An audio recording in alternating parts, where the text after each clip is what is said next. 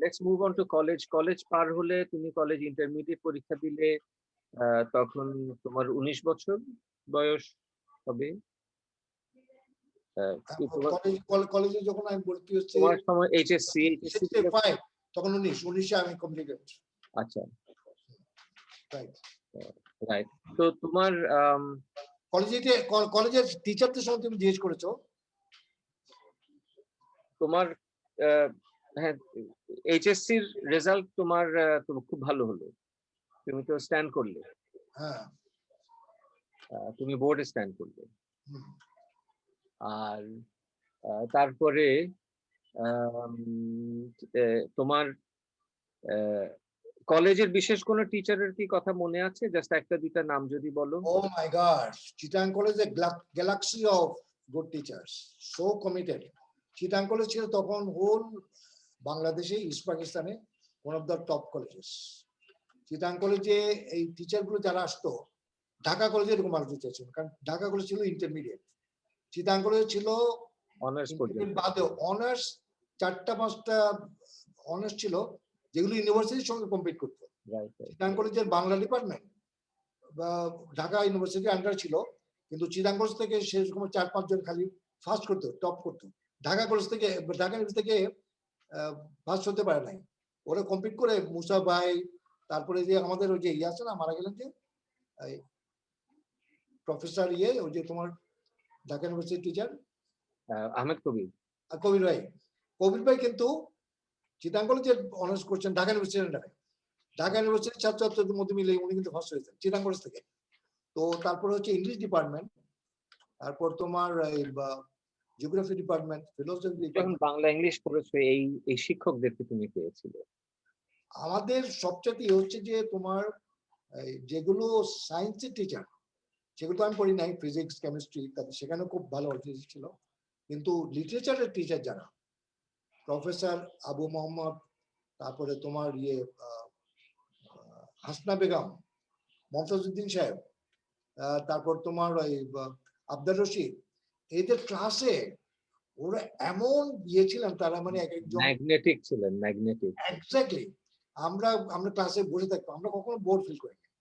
আর ওরা যেভাবে, যেহেতু লিটারেচারের মধ্যে তুমি খুব বেশি করতে পারো, মানুষকে আন্দোলিত করতে পারো তোমার এক্সপ্রেশনে, তারা এটা করেছে। আমি আমার ওই আত্মজীবনীতে তাদের সম্বন্ধে লিখেছি, আমি একটা বর্ণনা দিচ্ছি, ক্লাস তারা কিভাবে ঢুকতো এবং আমাদেরকে, আমরা একদম নাম হয়ে থাকতাম। ওকে, এইরকম টিচার আমি মনে করি যে অন্যান্য।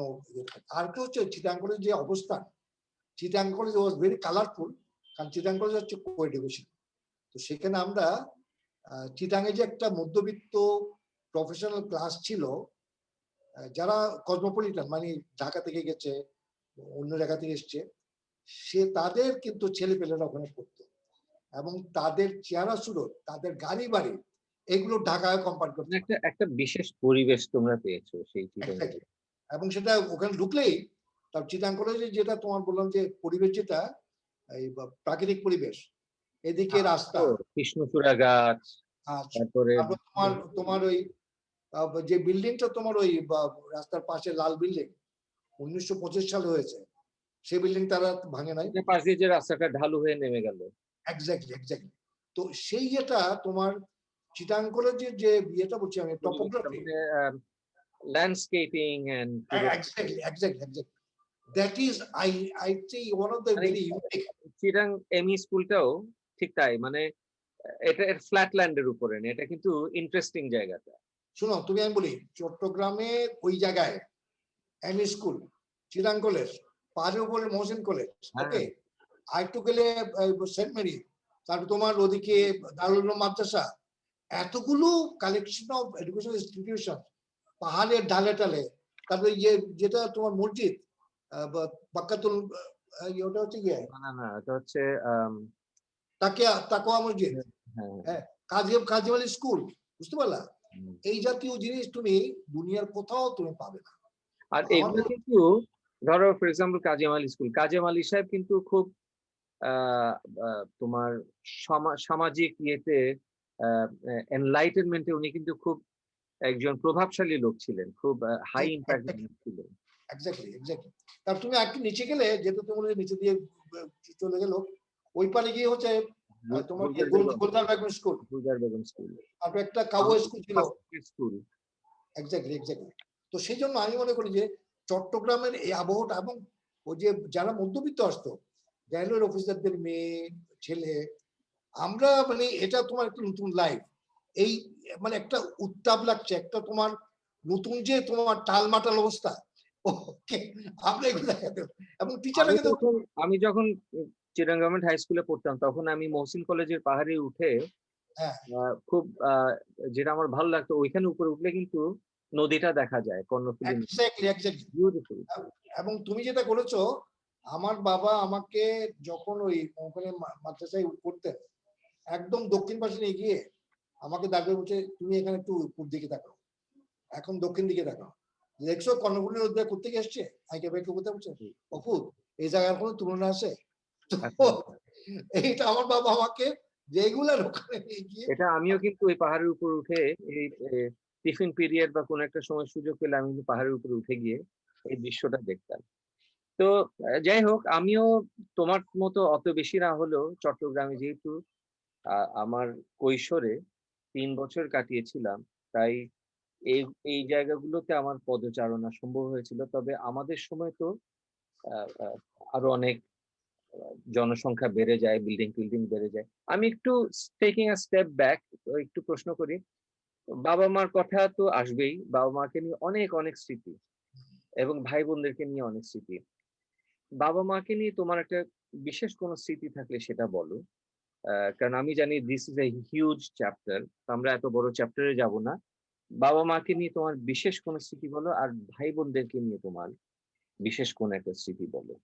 আমার বাবা মাকে নিয়ে যেটা আমার মনে হয় যে, আমার বাবা যেহেতু উনি কবি, একটা শিল্পী ছিলেন, আমি যে বললাম আমার বাবার যে প্রথম জেনারেশন মুসলিম মধ্যবিত্ত পেশাজীবী, ওকে পেশাজীবী, মধ্যবিত্ত বলার চাইতে পেশাজীবী বলা ভালো, কারণ it goes through a some sort of training, westernise concept. আমার বাবা এবং আমার মা সেটার জন্য একটা ডিসিপ্লিন লাইফ লিড করেছেন, ওকে। আমার বাবা মার আমার ইয়ে লাগে যে, ওই আমার বাবা যেহেতু খুব স্বাপ্নিক এবং প্রেমিক ছিলেন, উনি আমার মাকে ওইভাবে বানাচ্ছে। তুমি যেরকম তোমার স্ত্রীকে নিয়ে তোমার একটা স্বপ্ন আছে, আমার বাবা এরকম স্বপ্ন নিয়ে আমার বাবা সংসার শুরু করেছেন। এবং সেখানে আমি যে বললাম, আমি একটা কেন্দ্রবিন্দুতে আছি, আমি ওনার ষষ্ঠ সন্তান, প্রথম ছিল। সেই জন্য আমার বাবা আমাকে মানে ষষ্ঠ সন্তান, যেহেতু তোমাদের এক বোন মারা গিয়েছিলেন। রাইট, মানে বেঁচে আছে তিন বোন আমার আগে, আমার পরে এক বোন। তো আমার আগের বোনটা মারা গেছে। তো সেই কারণে আমার বাবা মা আমাকে একটু বেশি আদর করেছেন, ওকে। আর বোনরাও আদর করেছেন যে এতদিন পর আমরা একটা বের পেলাম। একটা হলো এই আমাদের কৃষিভিত্তিক, এবং তখনকার সমাজে কোনো মা মেয়ে যদি পুত্র সন্তান জন্ম দিতে না পারে, তার একটা ইয়ে থাকে, সমাজে একটা ইয়ে থাকে। তো একটা বেদনা আমার মায়ের ছিল যে তুই পয়দা করতে পারলে না ছেলে, ওকে। সেখানে আমার মা অবশ্য গিয়েছিলেন না, সেটার জন্য কোনো বড়াই করেন নাই, কিন্তু সে ওয়াজ ভেরি হ্যাপি। সেই জন্য আমাকে একটু বেশি আদর করতেন। একটা হচ্ছে আমার বাবাও তাই। একটু জাস্ট আমরা সরি একটু ক্লিয়ার করি। তুমি বললে মানে আমার দাদুর ছেলে মেয়ে মানে একটা সন্তান মারা গিয়েছিল নাকি দুটো সন্তান মারা গিয়েছিল? দুটা দুটা দুইটা, এই জন্য তুমি ষষ্ঠ। হ্যাঁ হ্যাঁ হ্যাঁ, এই জন্য তুমি ষষ্ঠ। আমি ষষ্ঠ। আমার তোমার আমার আগে তো বেঁচে আছেন ৩ বোন, আমার আর আমার এক আমার বোন মারা গিয়েছিলেন। আমার বাবা মার আগে আমার বাবা মার দুটা কন্যা সন্তান মারা গেছে। একটা হচ্ছে প্রথম সন্তান, ওর নাম হেনা, সেটা নীলুবুর আগে। আমার বাবার বিয়ে হচ্ছে 36 পরে বোধহয় 37-এ একটা সন্তান হয়েছিল হেনা, সেটা মারা যাওয়ার পর নীলুবু হয়েছে আবার 38। আর আমার জন্মের আগে আরেকটা মেয়ে হয়েছিল নার্জি বুবা, আর আমার মাঝখানে, সেটা মারা যায়। এই দুটো সন্তান মারা যায়। হেনা ফুফুর কতদিন বেঁচে ছিলেন? ও বোধহয় 4-5 মাস। ওর হয়েছিল বোধহয় ইয়ে ওই যে নিউমোনিয়া হয়েছিল, নিউমোনিয়া। আচ্ছা, ওকে, সরি। এবার তাহলে কন্টিনিউ করে, তুমি বাবা মার আমার বিশেষ স্মৃতির কথা বলছিলে। আমার বাবা মার স্মৃতি হচ্ছে যে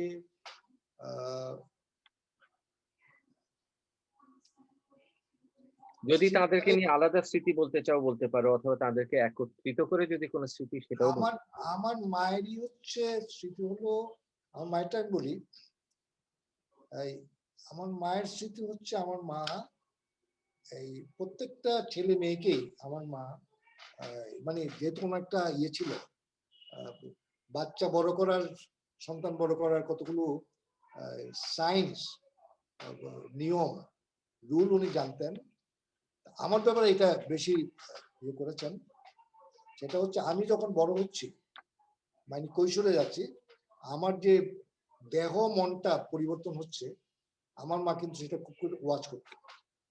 যেমন মানে ধরো পিউবার্টি, পুবার্টি, রাইট রাইট, বয়স সন্ধি। অ্যাডোলেসেন্ট। হ্যাঁ, যে যেমন নাকি ওটা আমি দুটোই বলবো। একটা হচ্ছে আমার মা এই প্রত্যেক ছেলে মেয়েকে খুব ইন্সপায়ার করেছেন, কিন্তু আমার মা আমাকে বলতেন যে আমি হচ্ছি মাকড়সা, যে মাকড়সাকে, মাকড়সা একটা ডিম থাকে, মানে সবসময় লাগাতে দেখছি ডিমটা নিয়ে ধরে থাকে। ডিমটা আস্তে আস্তে মাকে খেয়ে ফেলে, মানে মা পুরাটা ডিমটা বড় হয়ে মাকে খেয়ে ফেলে। মা মানে ডাইস, ছোট ছোট মাকড়সা গুলো বের হয়, আর মাকড়সা ডিমটা লেগে থাকে মায়ের সাথে। তো বলে যে আমি হচ্ছে মা। আমার ছেলে মেয়ে আমাকে খেয়ে তারা বড় হয়ে যাক, আই ডোন্ট মাইন্ড, ওকে। এটা হচ্ছে আমার মার একটা কথা। আর সেকেন্ড হচ্ছে, আমার মা তো পড়তেন টড়তেন, যেমন বাইজেদ বোস্তামির যে ঘটনা, বাইজেদ বোস্তামি মায়ের জন্য পানি নিয়ে এসেছিলেন, মা বলছে আমাকে একটু পানি খাও। তারপরে পানি নিয়ে এসে দেখেছে মা ঘুমিয়ে গেছে। তারপরে সকালে উঠে দেখেছে ছেলে বাইজিদ হাতের মধ্যে গ্লাস নিয়ে, তুমি এখনো বসে আছিস, তুই এখনো পর্যন্ত বসে আছিস, তুই ঘুমালি না? বলছো কখন তুমি উঠে পড়ো। আমার মা বলে যে আমি এরকম ছেলে চাই, ছেলে কি আমার সাথে এরকম।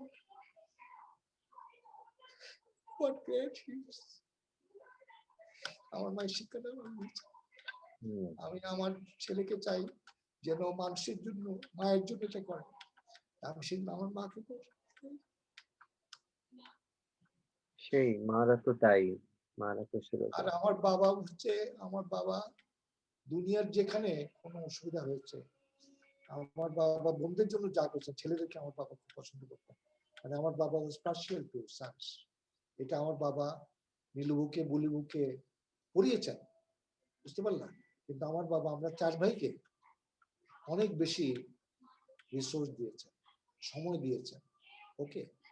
তো এই জন্য আমি মনে করি যে আমার বাবা আমাকে হাত ধরে ধরে, তুমি যারা বলছো স্মৃতির ব্যাপারে, আমার বাবা তুমি লেখো, তুমি নিজেকে প্রকাশ করো, সেই জন্য আমার বাবা আমাকে ধরে ধরে বিভিন্ন অনুষ্ঠানে, কালচারাল ফাংশন নিয়ে গেছে।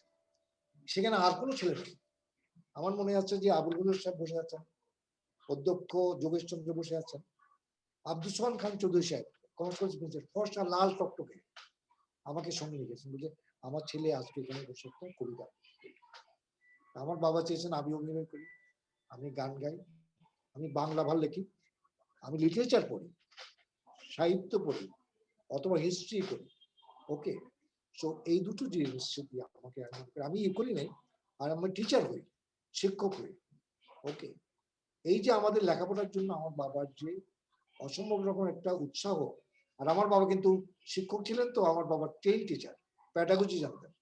এগুলো আমার বাবা প্রত্যেকটা জিনিস, কিন্তু তুমি কিভাবে খাবে, কিভাবে পড়বে, কিভাবে শুবে, আমার বাবার যে নলেজ ছিল, যে ভালো ঘুমোতে হবে, এই জিনিসটা আমার এখনো পর্যন্ত এই স্মৃতিটা আমি। তোমার ভাই বোনদের সম্পর্কে দুটো কথা বলো, বিশেষ কিছু। আমি জানি তুমি নীলুফুর কথা বললে, একটু নীলুফুর সাথে তোমার আহ, অনেক অনেক স্মৃতি, যেহেতু তিনি তোমাকে পড়িয়েছেন। আর অন্য ভাই বোনদের কথা, নার্গিস ফুফুর আমার কথা বলি। আমার ভাই বোনদের মধ্যে আমি ভাই বোনদের কথা বলবো। আমার বোনরা আমাকে মানে যেভাবে প্রাণ ঢালা আমাকে যে আদর করেছেন, আমার মনে হচ্ছে এরকম ইনস্ট্যান্স খুব কম। মানে আমি মনে করি যে আমি যখন গেছি, আমার বোনরা সব কাজ ফেলে তাদের শ্বশুর বাড়িতে গেছি, তারা বলেছে আমার ভাই এসছে। ওকে, তো এবং তারা সবসময় আমার জন্য স্যাক্রিফাইস করেছে। আমার বাবা মা যদি কোনো একটা কিছু আগে মাহমুদ খান, মাহমুদকে বড় জিনিসটা দাও। ওকে, এইটা হচ্ছে আমার 4 বোনের চুনচুনি মেন, চুনচুনি আমার ছোট না, they have always মানে trade off is very high in favour of me. Okay, আমরা খুব কষ্টের সংসার করেছি, বুঝতে পারলাম। আমাদের প্রত্যেক মাসে কিন্তু খাওয়া দাওয়ার টাকা হতো, আমাদেরকে আমার বাবাকে লোন করতে হতো। কিন্তু সেই কষ্টের টাকার মধ্যেও এটা কি সংসার মানে পরিবারটা বড় ছিল, ধরো ইনকামের আমার তুলনায়? আমাদের আমাদের সেই সময় একটা স্কুল টিচারের বেতনে কোনোদিন 8 জনের 5 জনের সংসার চলতো না। আমাদের মানে মাঝামাঝি এক্সট্রা ইয়েগুলো আসতো।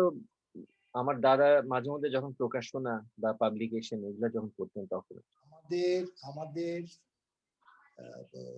যে কোনো পরিবার, ওকে, যারা ছোট চাকরি করতেন, স্কুল টিচার তো এটা একটা মানে একটা অনারেবল জব, কিন্তু স্যালারি ওয়াজ নট বিগ। তুমি একটা জিনিস খেয়াল করে দেখো, আমাদের স্কুলে যতগুলো টিচার ছিলেন, এমই স্কুল বলো চিটাগাং কলেজের বলো, তাদের কেউ কিন্তু শহরে তাদের পরিবার রাখতে পারে না। তো তারা তাহলে সেই হিসেবে হ্যাঁ, দাদা ওহিদুল আলম যেহেতু তার তোমাদের অনেকটা জীবনের শুরুতেই বলবো কাজীদের আলমবাগের জায়গাটা কিনে কেনার কারণে কিন্তু অনেক সাশ্রয় হয়েছিল। আমি তোমাকে এটা কমপ্লিট করছি। সেটা হচ্ছে যতগুলো আমাদের স্কুলের টিচার ছিলেন চিটাগাং কলেজের স্কুলে, বুঝতে পারলাম, তাদের ম্যাক্সিমাম হচ্ছে চট্টগ্রামের লোক যারা, তারা শহরে একটা মেসে থাকতো অথবা হোস্টেলে থাকতো। ওকে, ছুটির দিনে তারা 2 দিন ছুটি থাকতো, তো তারা বাড়ি চলে যেত। এই যে সাতুল্লাহ বলছি, গালিয়ারা বলছিল, তারা মিরেশ্বরে বাড়ি ট্রেনিং করে বাড়ি গিয়ে তারপর আসতো। তারপর তোমার এই সোবান সাহেবের আমি জীবনী পড়েছি, আমি লিখেছি এটা। সোবান সাহেব যে চট্টগ্রাম কলেজ স্কুলে ছিলেন, উনি খুব ভালো টিচার ছিলেন এবং রেজাল্ট ভালো করেছিলেন, পারফরমেন্স, সেই জন্য ওনাকে একটা আলাদা করে কলেজ স্কুলের কোয়ার্টার দেওয়া হয়েছিল। ওকে, nobody could afford to rent a house in Chittagong town proper. Right. আর যারা যারা ওখানে বাড়ি করে থাকতো, তাদের ম্যাক্সিমাম হচ্ছে গ্রামে, তাদের জমি জমা ছিল, শস্য ফসল গ্রাম থেকে আসতো। They would supplement their income by their earnings, by their production from rural. Supplemental সাপোর্টটা তো সেটা ওহিদুল আমাদের ওহিদুল আমাদের আমাদের এগ্রিকালচার ল্যান্ড বেস ছিল না। ওকে, আমার জেঠা ভালো চাকরি করেছে, আমার জেঠা ওয়াজ সেই সময় গভর্নমেন্ট চাকরি এবং গভর্নমেন্ট চাকরি, যে ভালো চাকরি করেছে, স্কুলের মাস্টার চাকরি এরকম ছিল না। Sub registrar. তারপরে আমার বাবা, তুমি যেটা বললে, আমার বাবা তার সাহিত্য সাধনা দিয়ে উনি কিন্তু করতে পারবেন, সাহিত্য সাধনা দিয়ে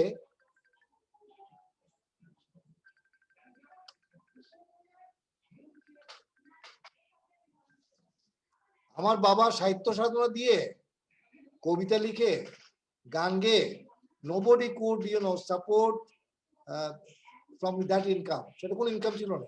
এটা তো তাহলে আমি যদি বলি আমার আমার বাবা যে জায়গা কিনেছে, সেটা হচ্ছে উনি ট্যাক্স বই, রেপিডিটার বই, 3টা রেপিডিটার বই উনি লিখে ওটাই জানতে চাচ্ছিলাম। সেটা দিয়ে উনি, এবং ওখানে বদান্যত হয়েছে কোহিনুর প্রেসের মালিক, হ্যাঁ, না ঠিক আছে, না না ঠিক কোহিনুর প্রেসের মালিক Abdul Khalik engineer, very large hearted person, বলে যে আমি আপনার 3টা বই আমি কিনে নেব। 3টা বই কিনে নিয়ে 6,000 টাকা, সেই সময় 6,000 টাকা পাওয়া খেলা না। হি ওয়ার্ক ভেরি হার্ড আমার বাবা, এবং সেটা হচ্ছে আমার বাবার। আমার জেঠা চট্টগ্রাম শহরে বাড়ি কিনতে পারেনি, জায়গা কিনতে পারেনি। আবুল ফজল সাহেব ওয়াজ এ গট এ ডোনেশন, গ্রান্ট, জমিটা উনি ওনার শ্বশুর বাড়ি থেকে। তাহলে তাহলে সেই বিচারে দাদা ওহিদুল আলম, যিনি খুবই অবৈষয়িক মানুষ ছিলেন, কিন্তু তিনি অন্যতম বৈষয়িক কাজটা কিন্তু তিনি করেছিলেন। এবং উনি করেছিলেন এবং ওনার ভালো অ্যাডভাইস ছিল। উনি পেয়েছিলেন আবুল ফজল সাহেব বলেছে আপনি আগে একটা জায়গা কিনুন রাইট। ওই জায়গা দিয়ে। আবুল ফজল সাহেব সবসময় ওনাকে কিন্তু সাপোর্ট করতেন, কিন্তু বলছি আমার বাবার হার্ড ওয়ার্ক। তবে এটা ঠিক যে ওনার যে এই আর্নিংটা, এই যে অ্যাচিভমেন্টটা জমি আলমবাগ, এটা অবশ্যই ওনার মেধা এবং স্কিল। তা তো বলি মেধা মেধা মেধা মেধা এবং তোমার ইয়ে রাইট রাইট ওকে। আচ্ছা, তাহলে তুমি একটু ইয়েতে যাই, একটু অন্যদিকে যাই। সেটা হচ্ছে তোমার বিয়ের দিনের, তোমার বিয়ের দিনের স্মৃতিটা বলো। বিয়ের দিনে তোমার 1971 সালের 15ই জানুয়ারি তোমার সাথে বিয়ে হয় আহ, তোমারই জ্যাঠাতো বোন নাজমাতুল আলমের সাথে, আমার মা। তো সেই দিনের একটা স্মৃতি বলো, তোমার সেই দিনের অনুভূতি কেমন ছিল? আমি তো নাজমার সঙ্গে আমার একটা কি বলবা একটা ইয়ে হয়েছিল, মানে ভাবের আদান প্রদান হয়েছিল। যখন আমি ইয়ে পড়ি চট্টগ্রাম কলেজে পরীক্ষা দিয়ে ফেললাম এইচএসসি, পরীক্ষা দেওয়ার পর এর মধ্যে এপ্রিল মাস ছিল। এপ্রিল মাসে আমি কিন্তু আমার ইয়েদের পাড়ার লোকজনকে আমি কিছুটা এডুকেশনাল দিয়ে দিতাম, হেল্প দিতাম। তা আমার যে কাজিন ছিল এদেরকে আমি কিন্তু মদন বাবু, তারপর আরো যারা বোন আছে তার মধ্যে নাজমা জন, শেফাতুল আলম ইত্যাদি এদেরকেও আমি। তো সেই সময় আমি দেখলাম যে ওর বাংলা লেখাটা খুব ভালো। সত্যেন্দ্রনাথ দত্ত একটা ইয়ে ছিল, জন্না জন্না সুন্দর জন্না, কবিতার পর তুমি তো খুব ভালো ইয়ে করছো। তারপর আমি develop some sort of fascination for her writing skill. তো সেই সময় এটা 1965, না, সেই সময় থেকে এটা বিল্ড আপ করে। আমি তো মোটামুটি 71 আমাদের ইয়ে হয়। তো তোমার যেটা ইয়ে বলছো বিয়ের ব্যাপারে, মানে বিয়ের দিনের 15ই জানুয়ারির তোমার অনুভূতির কথাটা সেই দিন। হ্যাঁ, অনুভূতি হচ্ছে আমাদের ব্যাচের মধ্যে 69, You are the first or one of the first? আমি 68 ব্যাচের মধ্যে আমি ফার্স্ট। আমাদের ঢাকা ইউনিভার্সিটি ইকোনমিক্সে, আমি অন্য সাবজেক্টে যাই না, আমাদের ব্যাচের মধ্যে আমি ফার্স্ট বিয়ে করি। আর আমি আমাদের ব্যাচের যা ঢাকা ইউনিভার্সিটি ওদের পরীক্ষা হতে দেরি হয়েছে, চাকরি বাকরি হতে দেরি হয়েছে। তা আমি অলরেডি 1970 ফেব্রুয়ারিতে চাকরিতে ঢুকে গেছি এবং 71 জানুয়ারিতে আমি অলরেডি আমার কিছু রিটায়ার হয়ে গেছে, সেভিংস হয়েছে। So I decide to marry নাজমাকে। বিশেষ ওই অনুভূতি হচ্ছে মানে আমার বাবা কিন্তু 25 বছরে বিয়ে করতে হবে, রসুল্লাহর সুন্নত, এই সময় বিয়ে করলে ভালো টালো, এগুলো আমাকে অনেকদিন ধরে। তোমার বাবা তো 26-এ বিয়ে করেছিলেন। 26-এ না? আমার দাদা, ওনার বিয়ে কোন সালে হয়? 36, তখন আমার বয়স 25। 25। আচ্ছা, তুমি করেছো 25-এ? ইয়া, তুমি 25। তো আমার ইয়ে হচ্ছে, আমার একটা প্রডিং ছিল from behind, ওকে। আর আমি মানে মোটামুটি পয়সড, মেড সাম সেভিংস। আমার মার একজন সাহায্যকারী দরকার, বোনদের বিয়ে হয়ে গেছে ইত্যাদি। বিশেষ ইয়েটা হলো, স্মৃতি হলো, আমি আমার যে ঢাকার বন্ধু বান্ধব ছিল ওদের সঙ্গে আমার রেগুলার ইয়ে ছিল, চিঠিপত্র, আমি তো প্রচুর চিঠি, তখন ফোন ছিল না। তোমার বিয়েতে আমি জানি, বিয়ে বা বৌভাতে অনেক গুণী লোকের, গুণী বন্ধুদের সমাবেশ হয়েছিল। আমার বিয়েতে এবং বিয়েতে ওই যেহেতু তুমি দেখেছো যে আমার শুভকামনা, সেখানে বেশ কিছু আমাদের চিরাং ইউনিভার্সিটির কলিগস ওরা এসেছিল। এবং আমার যেটাও সেই সময় সেই হিসাবে উনি কিন্তু কাজী দড়িতে ওয়ান অফ দ্য ফার্স্ট যে নাকি পাকা ঘর করেছেন, একতলা ছাদ দিয়ে, এবং পাকা ঘরের ছাদটা তৈরি করে উনি আমাদেরকে ওখানে ইয়ে করেছিলেন। বিশেষ ইয়েটা হচ্ছে আমার বন্ধু বান্ধবরা ঢাকা থেকে 5-6 জন এসেছিল, ওটা curious two C how I get married. মানে তারা ভাবছে যে প্রথম এত মানে বিয়ে করা তো একটা বিরাট রকম রিস্কের ব্যাপার, একটা অ্যাডভেঞ্চার। বলছে তুই কি জানোস কোথায় ঝাঁপ দিতেছস? তো সেখানে তারা সবাই জানি আগ্রহ করে দেখতেছে যে কি হচ্ছে ঘটনাটা। তো আমাকে সালাতে বলছে, তোমার বাবা আমাকে দেখে বলছে তুমি গিয়ে ওকে একটু মাথায় এটা পাগড়িটা পরাই দাও। তারপর মাইনু, আমাদের বন্ধু বান্ধবের মধ্যে মাইনু হচ্ছে লিডার। তা ওরা গিয়ে চট্টগ্রামে ওরা একটু খুব এনজয় করেছিল। সুতরাং এই বিশেষ ঘটনা হচ্ছে যে ওদের প্রেজেন্স আর আমাদের চিটাং ইউনিভার্সিটি যারা ছিল, প্রসঙ্গক্রমে জাস্ট জিজ্ঞাসা করি, তোমার বিশ্ববিদ্যালয়ের বন্ধুদের মধ্যে তো তোমাদের ব্যাচে বেশ মানে তোমার বন্ধুদের মধ্যে অনেকেই ছিলেন যারা বাংলাদেশের রাজনৈতিক বা জাতীয় পর্যায়ে যারা খুব পরিচিত। তাদের কয়েকজনের নাম বলবে কি তোমার বন্ধুদের?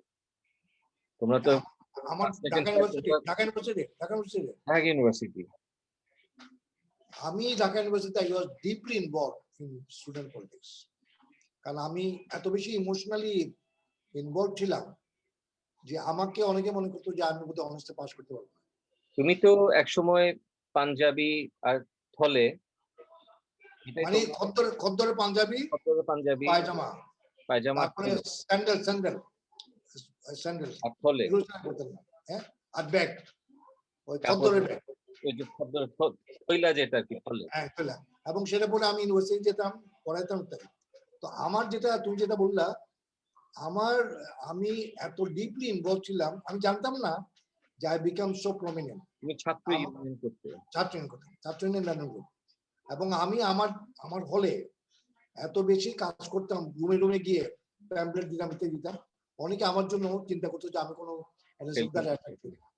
এবং আমি ছেলেদেরকে যখন ওই স্ট্রাইক হতো ক্লাসরুম থেকে বের করে আনতাম ইত্যাদি। তুমি ইউনিভার্সিটির কথা বলছো, তুমি ঢাকা বিশ্ববিদ্যালয়ে অনার্স করেছো এবং সলিমুল্লাহ মুসলিমের ছাত্র, সলিমুল্লাহ মুসলিম হলে ছিলে, আর তুমি ইসলামাবাদ ইউনিভার্সিটি থেকে মাস্টার্স করেছো। ঢাকা ইউনিভার্সিটিতে 65-68 অনার্স করেছে। এসএমএল হচ্ছে পলিটিক্সের জায়গা, ফলে ছাত্র। তো তোমার বন্ধু ছিল ওয়াহিদুদ্দিন মাহমুদ, আনিসুল ইসলাম মাহমুদ।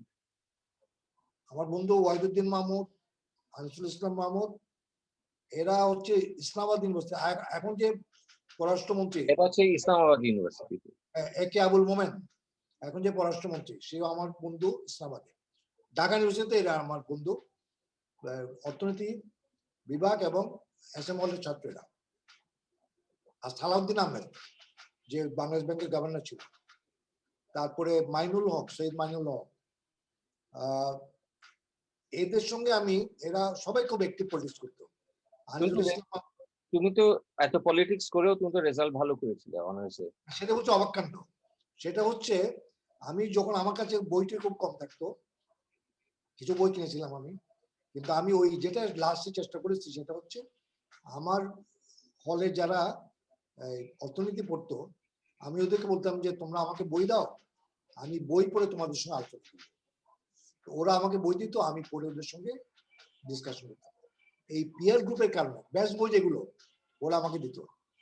এটা একটা গেল। একটা হচ্ছে আমি স্ট্যাটিস্টিক্সে I got the highest mark. Statistics mathematics যেটা একটা পেপার ছিল, আই গট 78। মানে যেগুলিতে অঙ্ক জাতীয় আমি ওই ক্ষুদ্র সময়ের মধ্যে কিন্তু আমি ওই পিয়ারদেরকে নিয়ে কাজ করে আমি আমার যে রেজাল্ট ভালো করেছে, অনেকে এইচএসসিতে গেছে, তাদের সাথে যারা রেগুলার পড়তো। তো আমার ছিল যে আমার বান্ধবী বেলা ইসলাম, হাসিনা জাকারিয়া, বলছে আমি তোমার জন্য খুব ওয়ারিড, তুমি ফিল করো। ঢাকা ইউনিভার্সিটির সময়কালের বান্ধবী, উনিও কি অর্থনীতির ছাত্রী ছিলেন? উনি ইকোনমিক্স পড়তেন, আমাদের সঙ্গে পড়তেন। চিটাং কোর্সে গেছি, আমরা চিটাং কোর্সে 3 জন গেছি, আমি, আনিস এবং বেলা ইসলাম, হাসিনা জাকারিয়া। তো তুমি যেটা বললা, আমি আই গট ইলেক্টেড অ্যাসেম্বলির ছাত্র সংসদে, আই গট ইলেক্টেড, এবং মানুষের তারাকে আমি হল থেকে বেরোতাম, তারাকে। So I was very active, এবং আমার বন্ধু বান্ধবরা অনেকে মিনিস্টার চেষ্টা হয়েছে। তারপরে মেনন ভাই। সময় রাজনীতির লক্ষ্যটা কি ছিল? জেনারেল পলিটিক্স, মানে জেনারেল অধিকার আর দাবি এগুলো, নাকি স্বাধীন রাষ্ট্র? আমাদের সময় স্বাধীন রাষ্ট্র কথা আসেনি। তাহলে এমনি তোমার গভর্নেন্স, জেনারেল গভর্নেন্স আমাদের মানে অধিকার।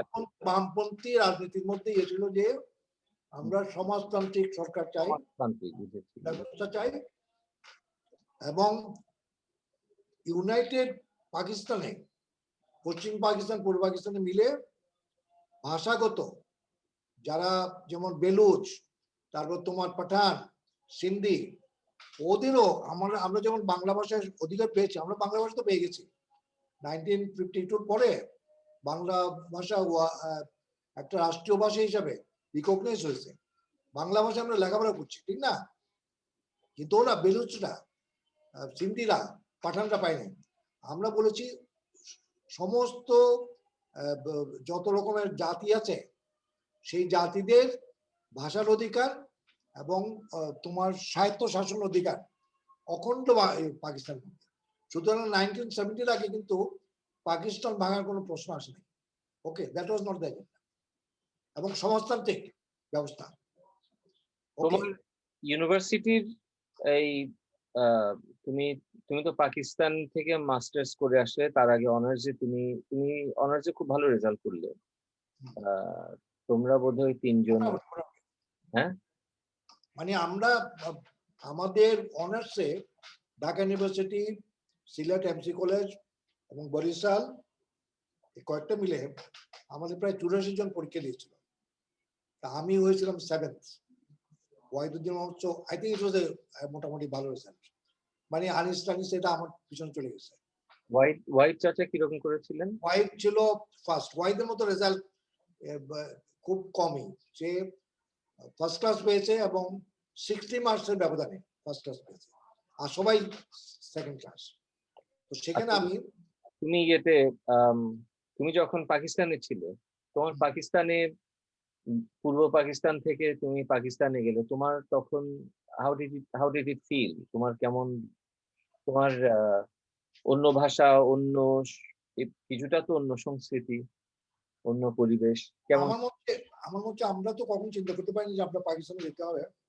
কিন্তু যখন দেখলো যে ঢাকা ইউনিভার্সিটি বন্ধ হয়ে গেছে, ঢাকা ইউনিভার্সিটি ক্লাস মানে অনির্দিষ্টকালের জন্য বন্ধ হয়ে গেছে। এটা কোন সালের কথা? এটা 1968 সালের অক্টোবরে।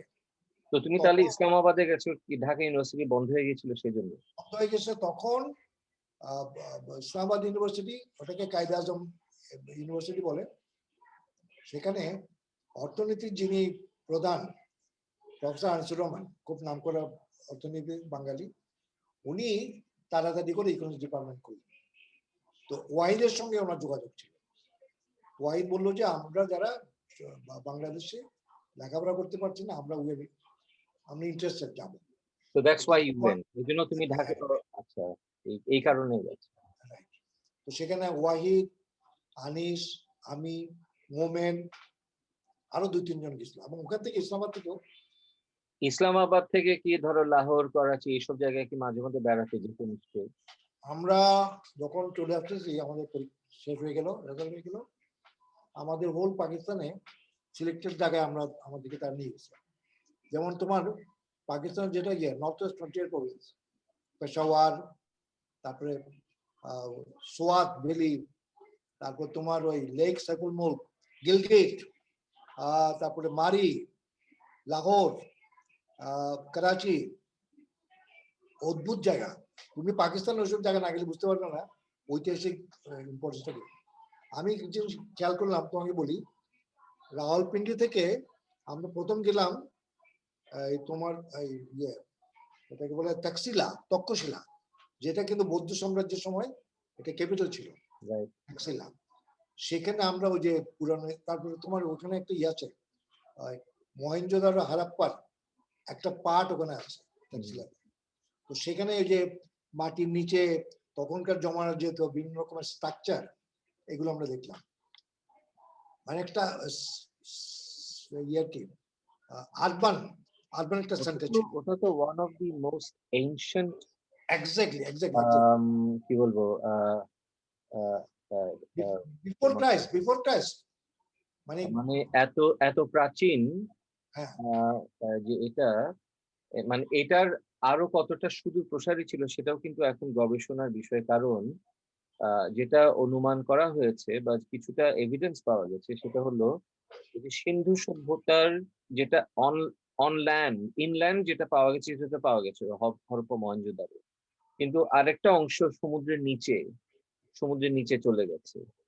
তো এবং সেগুলোর those date back to 10,000 or 12,000 BCE, which is so far, মানে ওগুলো হচ্ছে ইন্টেলিজেন্ট স্ট্রাকচার, ওগুলো এত পুরনো।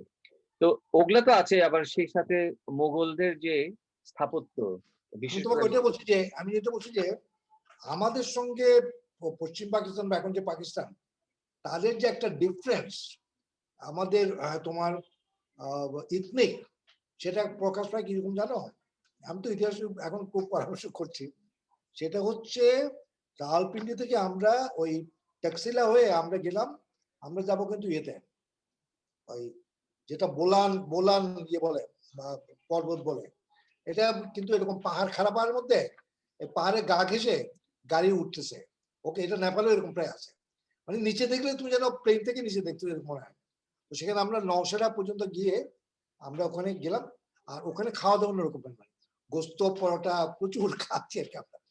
এই পথের মধ্যে যখন আমরা আসছি, সিন্ধু নদী যে বড় হয়েছে, সিন্ধু নদীর অনেক শাখা নদী আছে, আলটিমেটলি গিয়ে এটা বিগ ইন্দাস রিভার হয়েছে।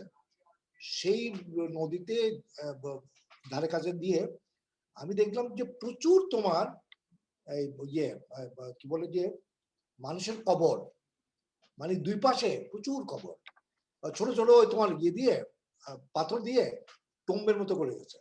সেটা কারণ হচ্ছে ইন্ডিয়াতে যত বাইরের শক্তি আসছে, বুঝতে পারলাম, এরিয়ানরা আসছে, তারপরে তুর্কি আসছে, আফগান আসছে, মুঘল আসছে, they all came through Khyber pass, বুঝতে পারলাম, আফগানিস্তান থেকে। এবং সেখানে কিন্তু ব্রিটিশদের সময় কিন্তু প্রচুর যুদ্ধ হয়েছে। সেই জন্য এই যুদ্ধগুলোতে এত লোক মারা গেছে, বুঝতে পারলাম।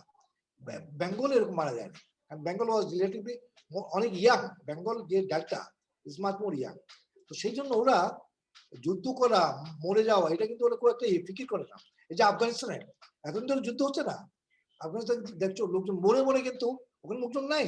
তারপর আলটিমেটলি আমেরিকাকে উজ্জ্বল করতে হচ্ছে, এখন তো আমেরিকা উজ্জ্বল করছে। সেই কারণে ওদের মেন্টালিটি, ওদের মেকআপ, ওদের সাইকোলজি আমাদের থেকে ডিফারেন্ট। আর একটা হলো ওখানে মিক্সড হয়েছে প্রচুর লোক, যারা এরিয়ানরা আসছে আর এখানকার লোকের সঙ্গে মিক্সড হয়েছে। ওদের চেহারা তুমি দেখবা, পাঞ্জাব কিন্তু মিক্স কালচার লোক আছে, লম্বা লোক আছে, আবার কালো লোক আছে, ওদের খাওয়া দাওয়া, ওদের স্টাইল। তো সেখানে আমি যেটা বলি যে আমি পেশোয়ার গেছি, পেশোয়ার হচ্ছে পুরুষপুর, এটা যে এনশিয়ান ইয়ে সিভিলাইজেশন সময়, মানে ইন্দো সিভিলাইজেশন সময়, বুদ্ধিস্টদের সময়, এটা একটা বিরাট, পেশোয়ার একটা বিরাট জায়গা। পেশোয়ার থেকে তুমি যদি একদম বর্ডার যাও, তোরখাম বর্ডার বলে, আমরা তোরখাম বর্ডারে গেছি। তো সেখানকার মানুষজনের চলাফেরা, ওই যে বললাম। তোমরা এই যারা এই বন্ধুরা, হ্যাঁ হ্যাঁ, তোমরা যারা ইসলামাবাদে যারা করছিলে সেই ইসলামাবাদে গেছি আমরা, আমার জন্য একটা গাইডেড ট্যুর করছিল। আর তোমার যে সোয়াতে গেছি, সোয়াত অদ্ভুত জায়গা, পাহাড়ের মাঝখানে একটা বেলি এবং নদী। এই যে আমরা ইয়ে খাই না বাসমতি চাল, বাসমতি চালের ইয়ে সেখানে বাগান, মানে তুমি স্মেল বাসমতির যে রাইসের স্মেল, ধানের স্মেল, এটা অদ্ভুত, খুব সুন্দর। যাও, তুমি সেই যেটা সময় বলছিলে, তোমরা ধরো বাংলাদেশ থেকে, আই মিন পূর্ব পাকিস্তান থেকে বাঙালি মেয়েদেরকে দেখেছো আর ওখানে গিয়ে পাকিস্তানি মেয়েদেরকে দেখেছো, তোমাদের কি অনুভূতি হয়েছিল? তোমরা যুবক, গেছো আরেকটা আরেকটা ভূখণ্ডে, হ্যাঁ, তোমাদের পাকিস্তানি মেয়েরা দেখতে অন্যরকম, তোমরা কি পুলকিত হয়েছিল? তোমরা কি আমাদের আমি আমি আমি আসলে খুব বেশি অ্যাট্রাক্টেড হই নাই, কারণ পাঞ্জাবি যেসব মেয়েরা, আমি বলি পাঞ্জাবি মেয়ে যারা ছিল, তারা কি আমাদের বাঙালি থেকে বেশি সুন্দর মনে হয়েছিল নাকি? কমনীয়, ওদের কমনীয় যারা ইয়ে মানে কমন ফোকস, তাদের ইয়ে কম, তাদের মানে অ্যাট্রাকশন কম। কিন্তু যারা ইয়ে ফ্যামিলি, হাইলি প্রিভিলেজ ফ্যামিলি, সেখানে আমি গেছি, মানে মেজর জেনারেল আইয়ুবের বাসায় গেছে, আমাদের দাওয়াত দিয়েছে। তারপর আমরা ইয়েতে গেছি লাহোর, লাহোর তো অসম্ভব সুন্দর ছিল, লাহোরে খাওয়া দাওয়া, মল দেখার মতো। সেখানকার মেয়েদেরকে সেখানকার বাঙালি মেয়েদের থেকে আরো সুন্দর বা ওদের কমনীয়, দুই জিনিস? ওদের হচ্ছে তোমার ইয়ে, মানে সফিস্টিকেটেড ফ্যামিলি যারা, অ্যারিস্টোক্রেটিক ফ্যামিলি না, ওরা একটু ওদের স্মার্টার অনেকটা আর কি, মানে more Mughal advance. Mughal sharp nose, চেহারা টেহারা, দিয়া রিয়েলি গুড। আমি এগুলো ইয়ে দেখি। আর তোমার ওই নিচের দিকে যারা, আমরা তো যে বড় যে ট্রেন, আমরা রাওয়ালপিন্ডি থেকে লাহোর, লাহোর থেকে আমরা ট্রেনে, বড় ট্রেন সেটা করাচি পর্যন্ত, সেখানে আমরা ট্রেনে যে চড়েছি, সেদিকে লোকজনের কিন্তু কম, বিশেষ করে সিন্ধুতে গেছি আমরা, সিন্ধুতে অনেক বেশি মোগলদেরই আছে। তার মানে লাহোরের দিকে একটু মোর অ্যারিস্টোক্রেসি লাহোর, রাইট, কালচার আরো একটু বেশি, স্বাভাবিকভাবে মোর ডিসেন্ডেন্ট অফ মানে মোগলদের, হ্যাঁ। মোগলদের নিয়ে আর কি। করাচিতে গেছে, করাচিতে আমার বিগ, বাল্যকালের বান্ধবী মরিয়ম যেখানে থাকে আর কি। এক্স্যাক্টলি করাচির মধ্যে, হ্যাঁ, করাচির মধ্যে আমরা যে গেলাম, করাচি একটা কসমোপলিটন যে মানে পাঞ্জাব, লাহোর টাহরে এখানে মিক্স, এটা ওইরকম না। Karachi is a big metropolitan একটা সেন্টার, সেখানে তোমার very busy merchant, hotel, beach ইত্যাদি। ওখানে তুমি এরকম এই পাঞ্জাবিদের মতো যারা ওই জাতীয় আচ্ছা, একটু তাহলে that was a great thing. একটু তোমার মাস্টার্স বা ইউনিভার্সিটি লাইফ থেকে একটু ফরওয়ার্ড করে, ঠিক তোমার বিয়ের কথা বলেছি, আর বিয়ের ঠিক ঘন ঘটা যখন হচ্ছে তারপর পরই মুক্তিযুদ্ধ গেল। মুক্তিযুদ্ধ নিয়ে একটা বিশেষ যে কোনো একটা স্মৃতি বলো। মুক্তিযুদ্ধ তো একটা বিশাল চ্যাপ্টার। মুক্তিযুদ্ধের সময়কার একটা মুক্তিযুদ্ধের ব্যাপারে আমি বলবো যে আমি যেহেতু পলিটিক্যালি আমি খুব ইয়ে ছিলাম, কনসিয়াস ছিলাম ছাত্র জীবন থেকে, কিন্তু আমি সবসময় স্কিপিং এ নাই ডেভেলপমেন্টের উপরে। আমি নাজমাকে বললাম যে এরকম, তখন শেখ সাহেবের ওই, উনি তো মার্চ আমরা ঢুকে গেছি, আমরা ভোট দিয়েছে 1970-এর ডিসেম্বরে, আমি আর আমার একসঙ্গে গিয়ে ওই যে বাগমনিরাম ওখানে ভোট দিয়েছি। আমরা আওয়ামী লীগে ভোট দিয়েছি সবাই, কারণ আর কোনো ইয়ে ছিল না, একদম খুব কোয়াইটলি। তো যখন ডেভেলপমেন্ট গুলো হচ্ছিল জানুয়ারি, ফেব্রুয়ারি, মার্চ, জানুয়ারিতে আমার বিয়ে হয়ে গেল। তো ইউনিভার্সিটি যাচ্ছি, মানে ধাক্কাধাক্কি হচ্ছে, মারামারি হচ্ছে, হিটিং আপ। তো মার্চে যখন এটা হলো না, ভুট্টোর সঙ্গে ইয়াইয়ের সঙ্গে হলো না, আমরা তখন আমাদের ছিল রেডিও, আমাদের কোনো বাসায় কোনো টেলিভিশন ছিল না। তো আমি নাজমাকে বললাম যে শুনতেছি, খালি রেডিও শুনতেছি। আর তুমি অবাক হইবা যে চট্টগ্রাম বেতারের একজন প্রোগ্রাম অফিসার, ওর নাম হচ্ছিল যে আব্দুল্লাহ ফারুক, সে আমার ঢাকা ইউনিভার্সিটির বন্ধু, তার বাড়ি হচ্ছে কুষ্টিয়া। সে কিন্তু ওই এসে আমার বাসায় থাকতো, চট্টগ্রামে থাকলে সে আমার বাসায় থাকতো। আমার একটা ছোট একটা পালং ছিল, খাট আর কি, খাট। আমরা দুইজন একসঙ্গে যেতাম। তো আমি ইসলামাবাদ থেকে একটা শীতের কোট নিয়ে এসেছিলাম, সে ওই কোটটা নিয়ে যে গেছে আর আসে নাই, কারণ ওই যে কালুঘাট বেতারের যে ইয়ে হলো না, ব্রডকাস্ট হলো, সেখানে ইউজ ইনভলভ দেয়ার, মানে ওই শব্দ শুনে বেলাল মোহাম্মদ আমাদের সঙ্গে।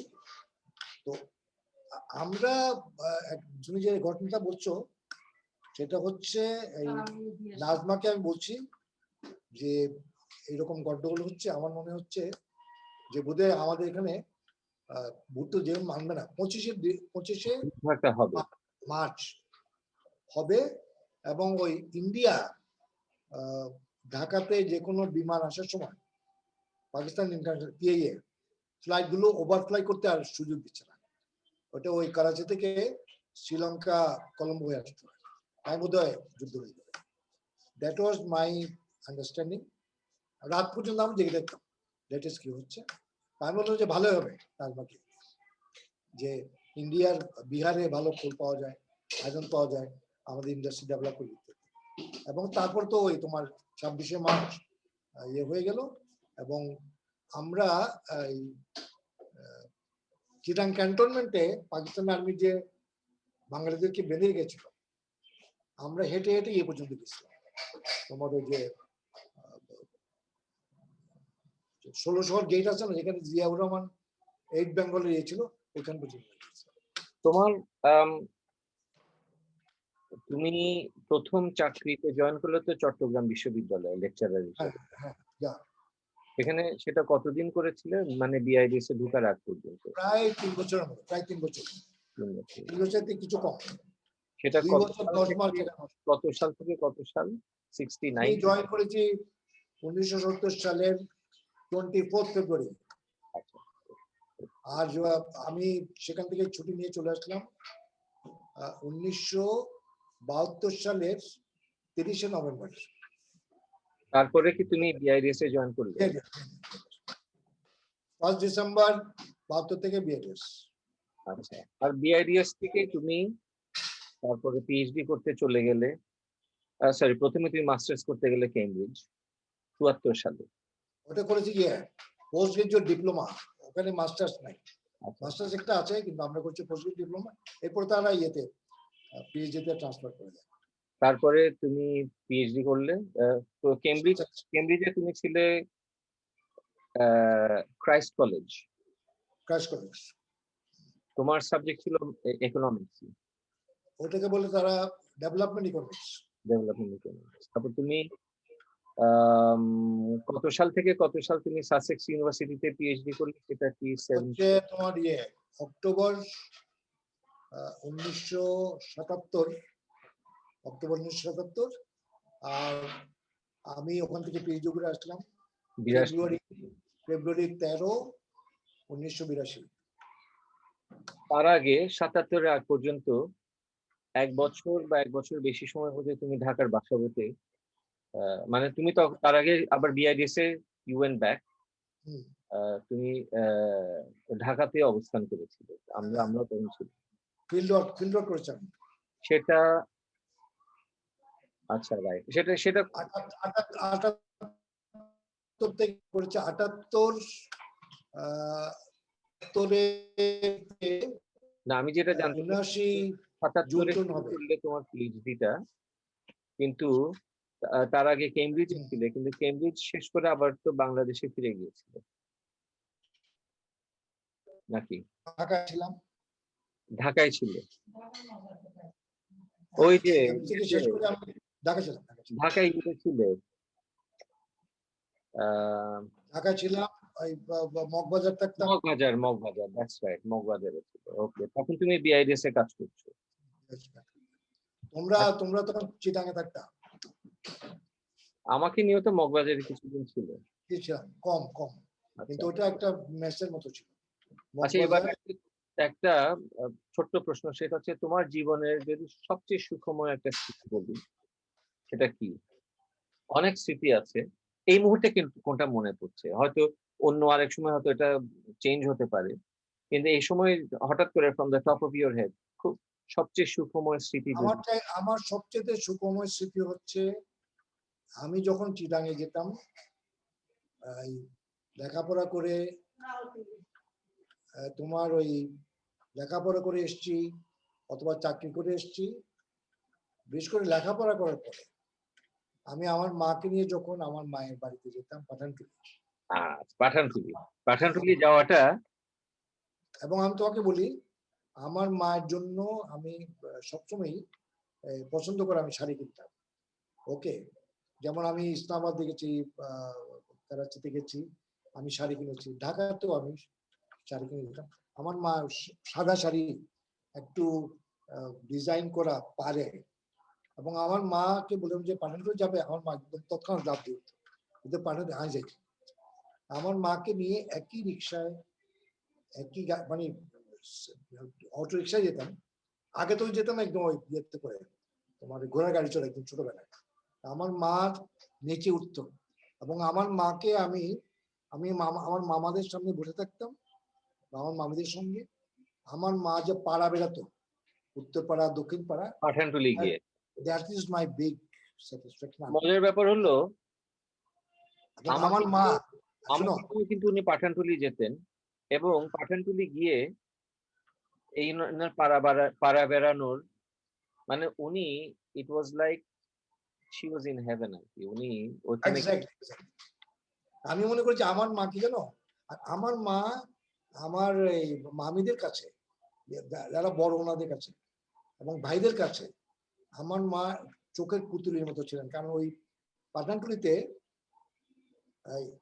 সবগুলোই ভাইরাই, উনি হচ্ছে সবচেয়ে ছোট, মানে কাজিন টাজিন যারা আছে, আপন ভাই তো আছে, জরিনা আসে বলে সব পাগল হয়ে গেছে। আর আমার মা সবাইকে গিয়ে একটু তার বিশেষ করে হলো যে মানে উইথ অল আমার মডেস্টি বলবো, ইট ইজ মাই সান, এই ছেলেকে আমি পড়িয়েছি, মানে আমার মা could bring it in a platter that this is my son, তাকে আমি লেখাপড়া শেখানোর চেষ্টা করেছি। ওনার চোখে যে সারারে তুমি দেখেছিলে সেটা কিন্তু আমিও দেখেছি, কারণ আমাকে নিয়েও কিন্তু উনি অনাতি গিয়া যাবি না পাঠানটুলি যাবি না একটা আনন্দ, একটা হ্যাঁ, আনন্দ। এবং উনি কিন্তু পাঠানটুলি আমাকে নিয়ে গেছেন, এবং ওইটাও তোমাকে যেভাবে উনি প্রেজেন্ট করতেন আমাকে কিন্তু এটা আমার নাতি, এবং ওনার চোখে যে ঝিলিক, যে সারারে বললাম, এটা কিন্তু আমি দেখেছি। কারেক্ট। তো আবার তোমার মামাদের, তোমার 2 মামা ছিলেন, এবং তাদের মধ্যে তোমার এক মামা আম লোকমান খান শেরওয়ানি সাহেব, এবং আম এবং তোমার ছোট মামা, তারা 2 জনই তোমাদের খুব প্রিয় ছিলেন। জামাল খান, ছোট মামা জামাল খান। হ্যাঁ, তো এনাদের, তোমার মামাদের সম্পর্কে একটু দুটো কথা বলো। আমার আমার মামারা 2 ভাই, আর আমার মা হচ্ছে একমাত্র।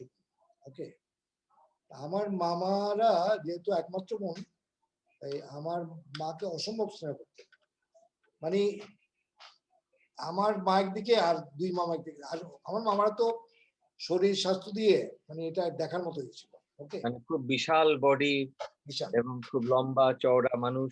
এক্স্যাক্টলি। তার মধ্যে লোকমান খান শেরওয়ানির তো এরকম ফিগার চট্টগ্রামে খুব কম ছিল, মানে যাকে দেখে রবীন্দ্রনাথ বলছে এদিকে বাঙালি ছেলে, এত হ্যান্ডসাম ছিলেন উনি। আবার মাথায় পাগড়িও তো পরতেন উনি ওভাবে।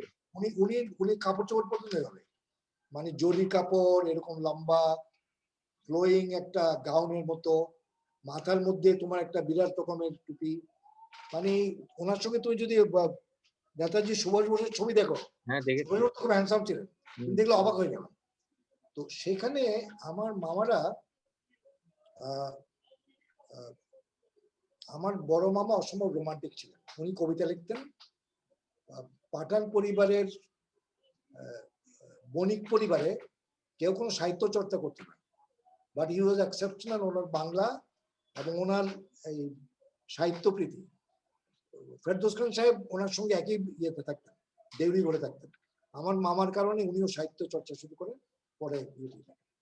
আমি বলছি যে আমার মামা আমার মাকে এই জাতীয় তোমার সংসার, একটু কবিতা, একটু সাহিত্য, এগুলো আমার মাকে দিয়েছে।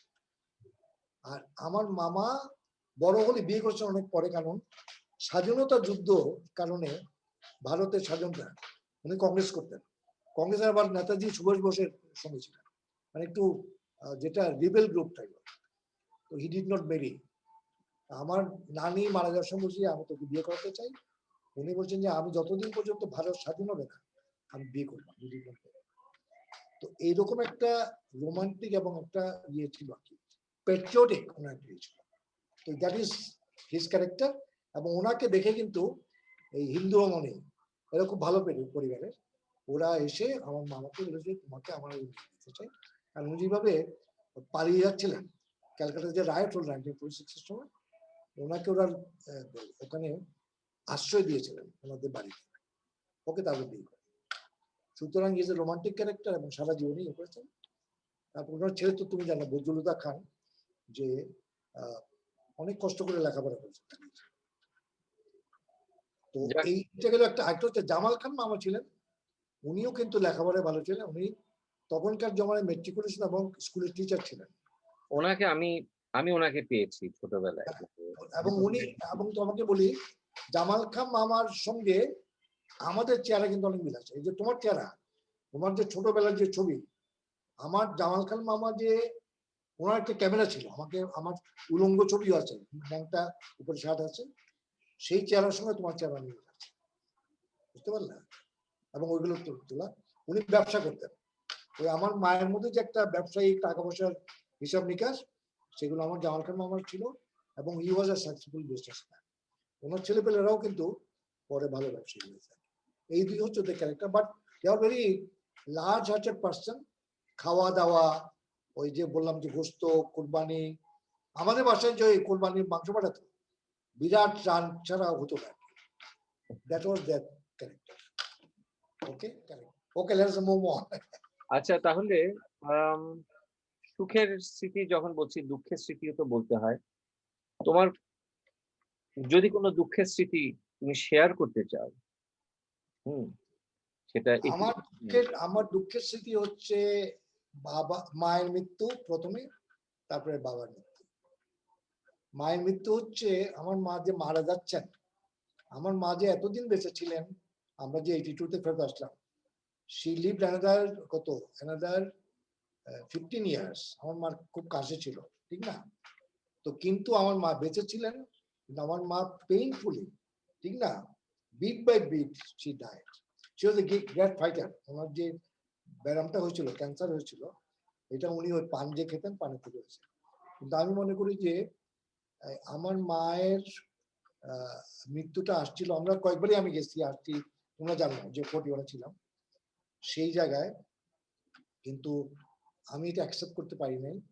আমার মায়ের জন্য আমি এমন কেঁদেছি, মানে আমি গিয়ে সেই রাত্রে, যেটা আমাদের ছোট ঘর ছিল যেখানে আমার মা থাকতেন, আমি সারা রাত কেঁদেছি। এবং ফজরের নামাজে উঠে, যেটা আমি জামাত পড়তে গেছি কাজীদের, ওই যে কাজীদের মসজিদে, মানে আমার মনে হয়েছে এটা একটা একটা অলৌকিক ব্যাপার। আমি সবার কাছে খালি বলতেছি আমার মা ঠিক। ওখানে কতগুলো লোক নামাজ পড়তে গেছে, ওখানে আব্দুল জব্বার সদাগর ছিলেন, মান্নান সালাম ভাই গেছেন, চেহারাটা একদম পাগড়ে, সালাম ভাই একটু আমার মায়ের জন্য। তো এইটা হচ্ছে একটা খুব দুঃখময় স্মৃতি। তারপর হচ্ছে আমার বাবা যেভাবে মারা গেছেন, এটা এত ট্রেজিক ডেথ বোধ হয়, মানে রক্তক্ষরণ করতে করতে করতে একটা শক্ত লোক, এই ডায়েট, এই দুটো আমার কাছে আরগুলো আইগুলো বার করা। হ্যাঁ, কথা বলতে বই পড়তে বা ছবি দেখতে বা গান শুনতে আমি তোমার চট করে বলে দিই, আমি বই পড়ার ব্যাপারে আমি এখন কিন্তু ফিকশন পড়ি না, খুব কম।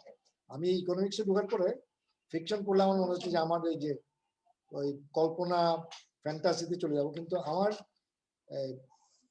3 জন লেখক আমার কাছে খুব ইয়ে করেছে। রবীন্দ্রনাথের তো ছোট গল্প খুব ইয়ে, কিন্তু মাহমুদ আলম আমার কাছে সবচেয়ে বড় মানে ফিকশন রাইটার। তার মধ্যে ওনার পল্টন জমিনের স্মৃতি আমার কাছে খুব ভালো হয়েছে।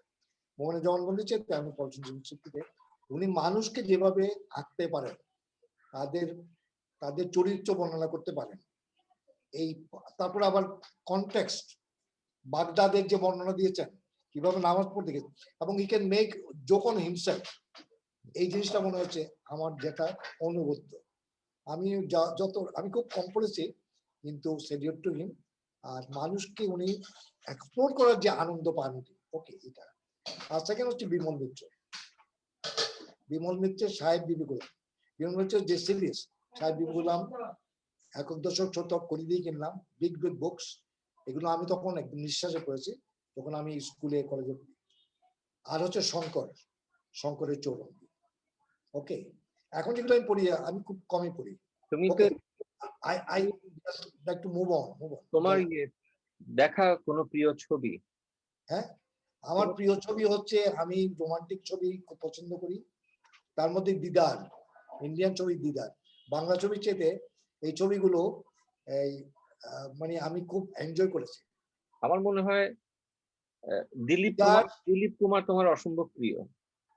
দিলীপ, দিদারে হচ্ছে দিলীপ আর নার্গিস, তারা যে গান গেয়েছে, ওই ইয়ের গান, মোহাম্মদ রফির গান। তারপরে তোমার আরো আছে, মানে হিন্দি ছবি আমি এখন দেখছি, কিন্তু পরে যেটা, তখন হিন্দি ছবি তখন দেখতাম না। দিদার দেখেছি আমি। আর বাংলা ছবির মধ্যে হচ্ছে এই মানে যারা করেছে জীবন থেকে নেয়া, জয়রায়নের অদ্ভুত, মানে একটা এত সুন্দর তোমার নাটক, বচন, গান, অভিনেতা, ডেডিকেশন, ওকে, বাংলা ছবির মধ্যে। তোমার প্রিয় গায়ক এবং তোমার প্রিয় গান? আমার প্রিয় গায়কের মধ্যে মোহাম্মদ রফি, মান্না দে আর মেহেদী হাসান। ওকে, আর প্রিয় গান যদি মেয়েদের মেয়েদের মধ্যে হচ্ছে সন্ধ্যা মুখার্জি, লতা মঙ্গেশকর। মান্নাদের গানের যে ইয়ে, মানে কি বলবো, যে কাজ, গলার কাজ, এটা আমার কাছে অদ্ভুত মনে হয়। মানে গলাকে দিয়ে এত রকম চেঞ্জ করতে পারে। আর হেমন্ত তো তার ভলিউমটা তো সেটা আলাদা। আর গানের আর অন্য আমি আমার পরিবারের মধ্যে আমার বেশ কিছু গায়ক আছে। ব্যক্তিগতভাবে আমি দেখেছি, আমি যখন মান্নাদের গান ছাড়ি তোমার চোখ দিয়ে পানি গড়িয়ে পড়ে। আর আমার আমার পরিবারের মধ্যে অনেক গায়ক আছে। তার মধ্যে আমার বাবা আমাদেরকে গান শুনিয়ে যে আনন্দ দিয়েছেন। তারপরে বুলুদার সঙ্গে, তখন বুলুদার সঙ্গে আমি প্রচুর তবলা বাজিয়ে যে গান গেয়েছি। তারপরে প্রসূন, তৌহিদ, তুমি যেভাবে গান গাও, তৌহিদুল আলম যেভাবে গান গায়, মানে মাতোয়ারা করে গান। গানের মধ্যে নজরুল ইসলামের ইসলামী গান, আর গাজাল, নজরুলের প্রেমের গানের মধ্যে নজরুলের যে বর্ণনা আছে, যে গায়কী আছে। বিশেষ কোনো গান কি আছে যেটা তোমাকে খুব মোহিত করে? নজরুলের বিশেষ কোনো গান আছে যেটা তোমাকে খুব সবসময় খুব টানে? অবশ্য নজরুলের তো প্রচুর গান, আর আমার দাদা অনেক নজরুলের গান শোনো, নজরুলের গান বলি, নজরুলের কতগুলো গান গেয়েছে, যেমন একটা গান মানবেন্দ্র, আমার কাছে এখন আসছে না মনের মধ্যে, কিন্তু আমি নজরুল গানের অসম্ভব ভক্ত। আমি নজরুলের গানের মধ্যে প্রিয়াকে যেভাবে এঁকেছেন, বুঝতে পারলাম, মানে কানের ইয়ে, তারপর খোপা, তারপর ইত্যাদি ইত্যাদি, সেই বর্ণনাগুলো আমার হচ্ছে, এটা যতদিন মানুষের মধ্যে প্রকৃতির বর্ণনা থাকবে, এটা অদ্ভুত। ওকে, এগুলো একটু ওই যে গজল ধর্মী, তো গজল আশ্রিত যেহেতু, সেই জন্য এক্স্যাক্টলি। আর আমি জানি তুমি রবীন্দ্রসঙ্গীতও প্রচুর গুনগুন করে গাও, প্রচুর। তো তোমার তোমার ইয়ে বলি, আমি নজরুলের গান সম্বন্ধে আমি তোমাকে বলবো, নজরুলের গানগুলোর মধ্যে ওই ইয়ে জ্যোৎস্না থেকে কি এনে ওটা লাগাবো, তোমার যে প্রিয়া তারায় হবে খোপায় তারার ফুল, হ্যাঁ, তারার ফুল। মোর ওকে, প্রিয়া হবে এসরানি। রানী। ওকে, জাস্ট চিন্তা করে দেখো কিভাবে প্রকৃতির মধ্যে, পুরা প্রকৃতির মধ্যে উনি বিয়ে করেছেন। এই গানগুলো এরকম আরো অনেক গান আছে। তারপরে আমি চিরতরে দূরে চলে যাব, আমারে দেব না বুঝিতে, এটা বলতে তোমরা না কে গিয়েছিল কিছুদিন আগে। সুতরাং এই গানগুলো আমি আরো অনেক বর্ণনা করতে। আর নজরুল ইসলামী গানগুলো আমার হচ্ছে, নজরুল যেহেতু খুব ভালোভাবে ধর্মবোধ ছিল ওনার, জানতেন, এবং হযরত মুহাম্মদ সাল্লাল্লাহু আলাইহি ইসলামের যে বর্ণনা উনি দিয়েছেন, ওনার দেশের যে বর্ণনা দিয়েছেন, জায়গার যে বর্ণনা দিয়েছেন, এটা একটা লোক যদি ইমাজিনেশন করতে না পারে, ওনার প্রচুর পড়া ছিল, কিন্তু উনি জিওগ্রাফি মানে অসম্ভব করেছেন উনি, এত informally is well read person. Okay, সুতরাং উনি এই সাতিলার বলো, ফোরাত নদী বলো, এগুলোকে উনি আমার যেটা তো ওখানে গেছেন, উনি না গিয়ে কিন্তু এগুলো দেখছেন, না গিয়ে কিন্তু অনেক অনেক কল্পনার মধ্যে কিন্তু সব দেখে ফেলেছেন, এক্স্যাক্টলি। এবং সেগুলো যতক্ষণ পর্যন্ত বের করতে না পেরেছেন ওনার লেখায়, ততক্ষণ পর্যন্ত উনি কিন্তু শান্ত হননি। এক্স্যাক্টলি। একটা ইয়ে হচ্ছে যে, আমি হচ্ছে মাইন্ড আমাদের, ওনার মাইন্ডটা এত শার্প ছিল, উনি অ্যাবজর্ব করতে পারতেন। শার্প মানে খুব তাড়াতাড়ি পড়তে পারতেন, কিন্তু ওনার বাংলা, তুমি ওনার ইংরেজি হাতের লেখা দেখো, তো এইগুলোর মধ্যে বোঝা যাচ্ছে যে নজরুলের ইমাজিনেশন, এখানে বসে ওইখানের জগৎ সম্বন্ধে জানার যে একটা ক্ষমতা ছিল, এটা ট্যালেন্টেড লোকজন বাদে, ব্রিলিয়ান্ট লোকজন বাদে, তার মধ্যে তাগাদা আছে, সেই লোক বাদে পাওয়া যাবে না। আমি তোমাকে একটা জিনিস বলি, আমি বড় এই যে চেয়ারম্যান মাহসুদ, উনি জীবনে দেশের বাইরে খুব কম গেছেন, মাত্র রাশিয়া গেছেন, মস্কো গেছেন 2 বার, কিন্তু উনি চায়নাতে বসে আমেরিকার যে ডেভেলপমেন্ট, সেগুলো সম্বন্ধে ধারণা করতে পারতেন, because he wanted to know the whole world. নজরুলের ব্যাপারে ছিল এরকম, উনি এত বেশি ভালোবেসেছেন আরব দেশকে, সেখানে বসে উনি আরব দেশ সম্বন্ধে, টার্কি সম্বন্ধে, আনোয়ার পাশা সম্বন্ধে, কামাল পাশা সম্বন্ধে, তুমি দেখো কামাল আতাতুর্ক। কি দেখো। ওকে, আচ্ছা, আমার প্রিয় গান হচ্ছে, আমি বলি মোহাম্মদ রফির তু গঙ্গা কি মৌজুমাই যমুনা কি ধারা, ইয়ে হামারা তোমারা, এই গানের মধ্যে যেভাবে মানে উজাড় করে দিয়েছেন, মানে আমি অনেক সময় এই গানগুলো গিয়ে আমার যখন ক্লান্তি আসে, আমি যখন নই পড়ি, আমি কিন্তু যাই। আর হচ্ছে দূর দেশে এক মাহল বানায়, প্যারে কা জিসমে দ্বীপ জ্বালায়, এইসব গানের কোনো তুলনা হয়। মানে 3 জন লোক রফির গলা, তারপরে হচ্ছে তোমার ওই মান্না দে। না ইয়ে হচ্ছে লিরিক হচ্ছে তোমার ইয়ের ও আচ্ছা, যে যে যিনি লিরিক লিখেছে গীতিকার। গীতিকার, আর যে সুর দিয়েছে, এই তিনজনের যে একটা মেলবন্ধন, সেটা ছাড়া এটা ইয়ে ওয়েস্ট বেঙ্গল তাই আছে। তারপর আমি তুমি একটা তোমার প্রশ্ন হচ্ছে প্রিয় খাবার, আমি বলি একটু আমার প্রিয় খাবার হচ্ছে একসময় ছিল গোস্ত। আমি প্রচুর গরু গোস্ত খেতাম, আমার মায়ের ট্রেডিশন। প্রচুর কাবাব খেতাম। আমরা দেখেছি তুমি বিস্কিট তোমার খুব প্রিয়, তুমি আহ এর মধ্যে তুমি বিস্কিট খেয়েছো অনেক, সেটা আমরা জানি। এই প্রিয় খাবার হচ্ছে গরুর গোস্ত, কাবাব, এগুলো আমার মায়ের, এবং আমি যখন ছাত্র অবস্থায় খেতাম, এখন আমি খেতে পারি না। আর এখন হচ্ছে আমার জন্য পুকুরের ছোট মাছ, ট্যাংরা মাছ, বাইলা মাছ। আমি বাইলা মাছ খুব পছন্দ করি, বিশেষ করে বৃষ্টির সময় এই বাইলা মাছগুলো যখন নড়াচড়া করে। আমরা যে ইয়েতে ছিলাম সবুজবাগ, আমি কিন্তু গিয়ে তোমার মা বললো যে বাইলা মাছগুলো নড়ছিল, সেরকম মাছ আমার খুব পছন্দ। আর ইলিশ মাছ তো বটে, ইলিশ মাছ ইজ ভেরি ফেভারিট বাংলাদেশি ইলিশ মাছ। ওকে, তার মানে গরুর গোস্ত আর ছোট মাছ, এই দুটা তোমার বেশি ছোট প্রিয়। মাছ, ছোট মাছ আর একদম তাজা। তারপর তুমি বলেছো প্রিয় জায়গা। না, খাবারের মধ্যে আর কিছু কি আছে? এটা তো আর এমনি আমার এমনি এটা স্লেভারি বলেছো, হাউ অ্যাবাউট সুইট ডিজার্ট, হ্যাঁ, হ্যাঁ। মিষ্টান্ন জাতীয় কিছু? ও আমি মিষ্টান্ন, মিষ্টির খুব ভক্ত। এই সন্দেশ, সন্দেশ আমার খুব প্রিয়। বিশেষ করে তোমার মন্ডা দই, আর বিশেষ করে আর তোমার ফলের বগুড়ার দই, বগুড়ার দই। ফ্রুট কুমিল্লার আমরা যাওয়া আসা করতেই কুমিল্লার যে ইয়ে মিষ্টি, প্যারা নাকি রসমালাই? রসমালাই, রসমালাই ইট ওয়াজ ফেভারিট। আর আর এর মধ্যে আমি প্রচুর ফ্রুট খাই। ফ্রুট মানে আমার মনে হচ্ছে কবে থেকে আমি এই যে কলা খাচ্ছি, ফেরদৌস খান সাহেব বাজারে দেখেছে রেগুলার কলা থাকতো। আমি last how many years, 20-30 years your whole life? বললাম কলা। এখন খাচ্ছি তোমার রেগুলার। তোমার কি আম বেশি পছন্দ নাকি কাঁঠাল বেশি পছন্দ নাকি লিচু বেশি পছন্দ, কোনটা? আমি আম বেশি পছন্দ, আম। আর সিজনাল ফ্রুটের মধ্যে জাম্বুরা, জাম্বুরা তো শর্ট লিভড, জাম্বুরা খুব। আর আমের মধ্যে কোন আমটা, মানে হিমসাগর, গোপালভোগ নাকি ফজলি? আমি আসলে কি বলেছি, ল্যাংড়া, ল্যাংড়া। ল্যাংড়া, ল্যাংড়া আর্লি আসে এবং খুব অন্তিম থাকে। ল্যাংড়া আর ফজলি, ফজলি, ল্যাংড়া ফজলি। আচ্ছা, ঠিক আছে। এরপর আরেকটা প্রশ্ন ছিল যে তোমার প্রিয় জায়গা, মানে যেখানে যেতে তোমার খুব ভালো লাগে। প্রিয় জায়গার মধ্যে ফতেহাবাদ। আমি ফতেহাবাদে যখনই নামি, ওই রাস্তা দিয়ে হেঁটে যাই, দুই পা, তখনও যে ইয়ে ছিল, গাছটা ছিল, এখনো গাছ আছে ফতেহাবাদে, ভাঙাচোরা, কিন্তু সেই রাস্তা দিয়ে হাঁটলে আমার অসম্ভব, অসম্ভব মানে সবুজ কিন্তু এখনো সেই জায়গা। এবং পাশে যে ছড়াটা,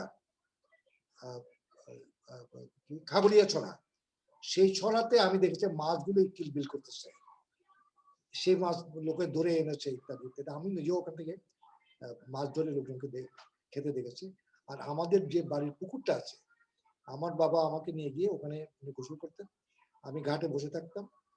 ফতেহাবাদে গেলে আমার সেই ঘাটের মধ্যে যে মাছগুলো এসে, বিশেষ করে বাইলা মাছ বললাম, এগুলো এসে নাড়াচাড়া করতো, এই স্মৃতিটা আমার মনে পড়ে। So that is my favourite জায়গা। আর হচ্ছে বাংলাদেশের কতগুলো জায়গা আছে এখনো উত্তরবঙ্গে, গ্রেটার রংপুর, বগুড়া, তো অনেক জায়গায় ঘুরেছো তোমার কাজে। দিনাজপুর, এখানে সেখানে এখনো পর্যন্ত দিগন্ত দেখা যায়। বাংলাদেশে তুমি এদিকে এত মানুষ হয়ে গেছে, সেই দিগন্তটা তুমি দেখতে পাবে না। আর তোমার বিশেষ করে সিরাজগঞ্জ, সিরাজগঞ্জের মানুষের ওখানে গিয়েছে চলন বিল,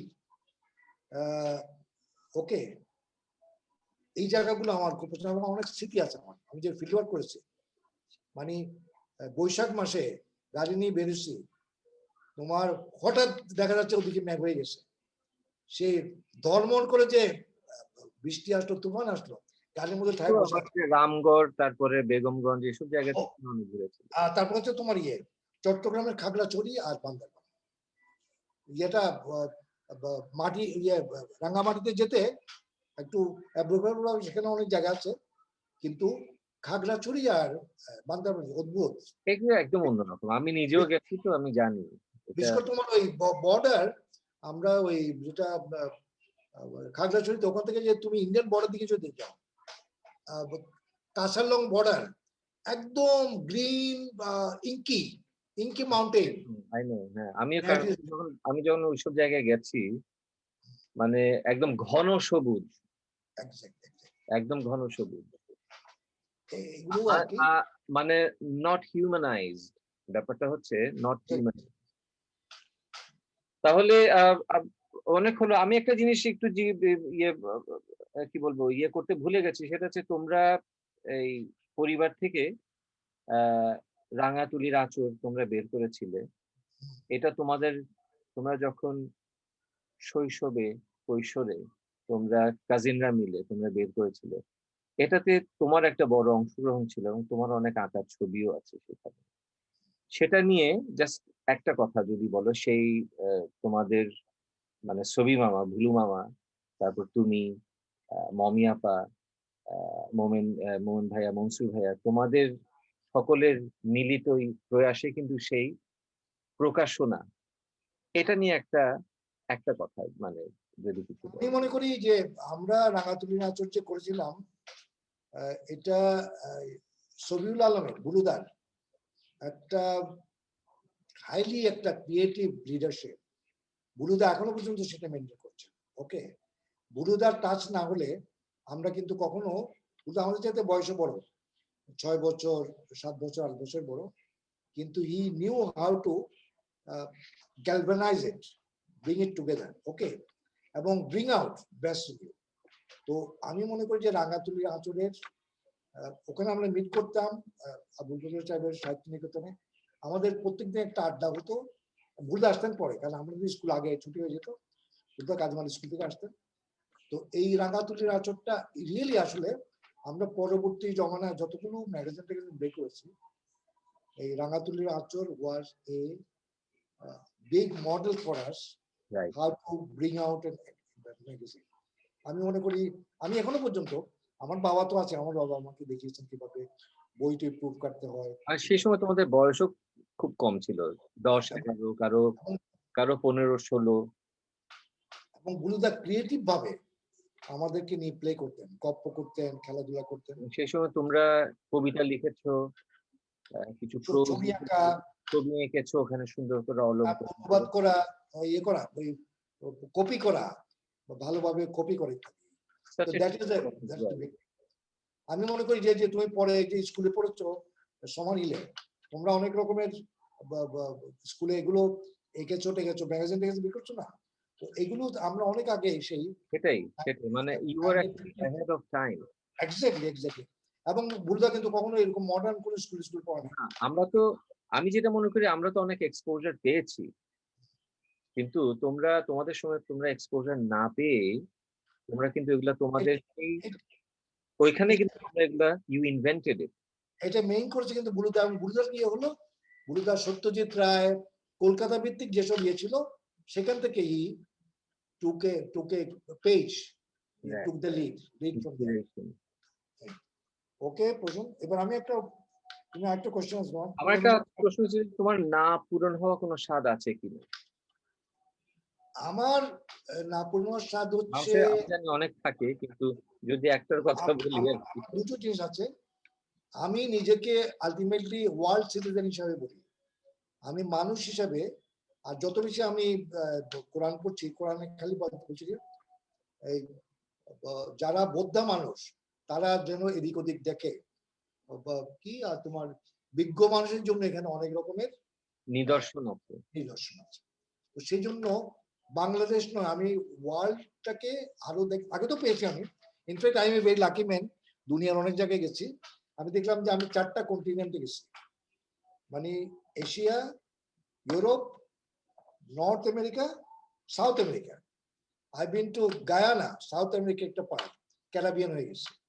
এখন হয়তো অস্ট্রেলিয়াতে যাওয়ার হলে 5টা হবে, আর যদি কোনোদিন আমি আফ্রিকাতে যেতে পারি, আমার ইচ্ছা আছে আমি এই কতগুলো জায়গা যদি আমার হায়াত দেয় আল্লাহ, প্যালেস্টাইন, মিশর, আফ্রিকার কোন একটা দেশ। আফ্রিকা মানে আমি বলছি যেমন ধরো কিনিয়া, not northern Middle Eastern Africa না, but মানে like Kenya, Kenya, Uganda, Tanzania, the real Africa. জি জি এটা।